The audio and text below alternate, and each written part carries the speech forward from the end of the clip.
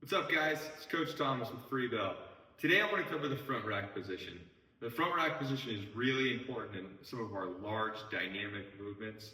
I'm a big believer in program a lot for our general population all the way to our athletes. You really get your most bang for your buck out of some of our big dynamic movements like our squats, our cleans, our snatches, and then we combine those to like our squat cleans and clusters. Now, the Freebell gives you an advantage in that front rack position because you can be just as comfortable in the standing and the deep squat position. Now, we see a lot of times with some of our implements like the kettlebell, to where when you're in a standing perfectly vertical position, you can get into a fairly strong position on the front rack with the shoulder because your torso is upright. It gets a little bit harder in that bottom position.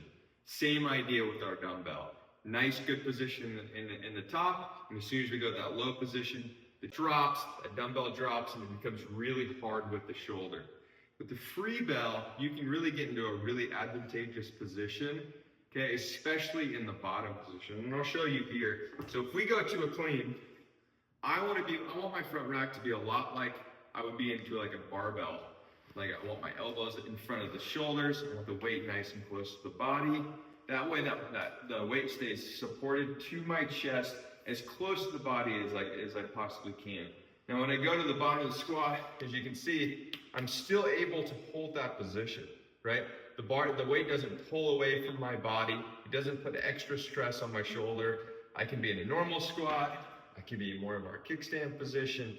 Even if I want to do some type of coil where I'm opening and closing the obliques on each side, I can be in a really good position in that front rack. The other thing is transitioning.